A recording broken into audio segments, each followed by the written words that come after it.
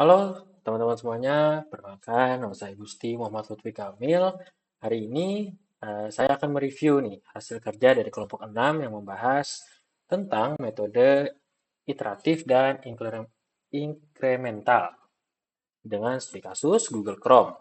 Nah, di video ini saya akan mengomentari dan sedikit mengkritisi metode yang mereka bawakan. Tentunya menggunakan sudut pandang dari metode kelompok saja, yaitu metode prediktif atau waterfall. Nah, mungkin langsung saja.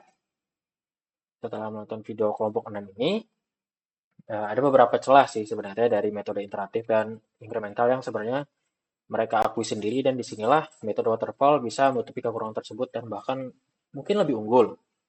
Nah, yang pertama itu adalah di masalah dokumentasi. Nah, kelompok 6 ini secara jelas itu menyebutkan di presentasi mereka bahwa metode iteratif ini rentan mengalami dokumentasi yang kurang optimal karena terlalu fokus pada pengembangan yang cenderung cepat. Nah, dalam rekayasa perangkat lunak atau FPL dengan skala yang besar, apalagi untuk browser ya, yang dipakai jutaan orang tentunya, dokumentasi ini buruk atau bisa dibilang berbahaya untuk maintenance jangka panjangnya. Nah, kalau ada developer baru pun yang mau masuk ke tim, mereka bukan belum sih, mereka akan kesulitan lah untuk memahami struktur kodenya. Nah, selain itu juga, mereka juga bilang metode ini bisa bikin biaya atau waktu membengkak kalau iterasinya terlalu banyak.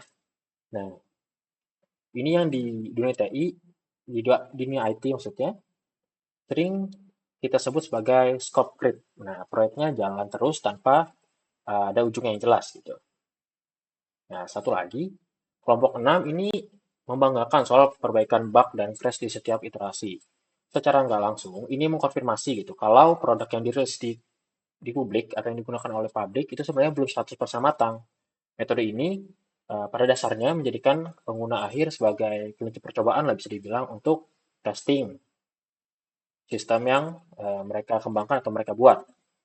Nah, untuk skenario what if, nah itu kan kalau Chrome menggunakan metode waterfall atau prediktif. Nah, bayangkan kalau Google Chrome sejak awal ini dibangun untuk menggunakan metode waterfall atau prediktif ini. Nah, kenapa metode ini saya bilang itu jauh lebih baik dan bisa dibilang superior gitu.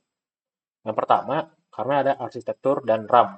Nah, kelompok 6 ini menyinggung perlunya optimalisasi RAM terus-menerus. Kita semua tahu bahwa Chrome ini sering dikeluhkan karena rakus RAM, vampir RAM, atau apalah itu yang menguras RAM gitu kan. Nah, kalau Chrome ini menggunakan waterfall, fase requirement analysis dan sistem desainnya akan dikunci rapat dari awal.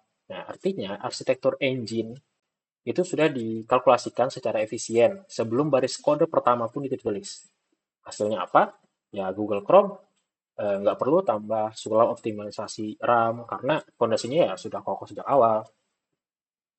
Mungkin kita perbesar sedikit. Nah, yang kedua itu soal kelengkapan lah. Kelompok 6 ini mencontohkan fitur-fitur seperti tab group atau dark mode yang dirilis bertahap gitu. Kalau kita pakai metode waterfall, seperti studi kasus kelompok saya nih, menggunakan Microsoft Word tahun 2007, Chrome itu akan dirilis sebagai satu paket utuh yang revolusioner lah. Karena Microsoft Word tahun 2007 itu langsung merilis antarmuka ribbon, ya secara lengkap lah. Nah, bukan sepotong-sepotong. Nah, Chrome dengan waterfall juga akan begitu. Nah, pengguna langsung dapat produk maksimal di versi 1.0, 1.1 atau 1.2, dan versi-versi selanjutnya gitu, tanpa harus nunggu update yang berkali-kali. Yang ketiga, ini soal keamanan. Nah, kelompok 6 ini menganggap keamanan itu harus di-patch terus. Nah, dengan waterfall, keamanan itu bukan sekedar fitur tambahan yang diupdate sambil jalan.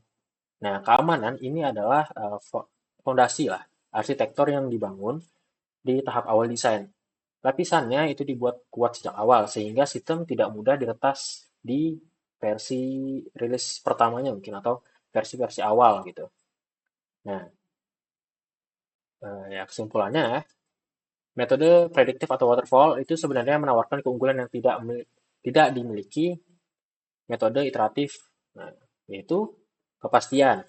Nah, kepastian anggaran tidak akan membengkak, kepastian waktu rilis, kepastian bahwa produk yang sampai ke tangan user atau yang digunakan user itu adalah produk yang sudah diuji menyeluruh atau fully tested gitu. Bukan produk yang setengah matang yang menunggu feedback dari pengguna kalau ada bug atau ada error. Nah, untuk software kompleksnya pun, perencanaan yang matang di awal ala waterfall gitu atau prediktif itu jauh lebih superior untuk menjamin kualitas jangka panjang dibanding perbaikan reaktif ala iteratif gitu. Nah, mungkin sekian dari review saya ya. Terima kasih. Mungkin mereka sedikit dicacok logika mungkin.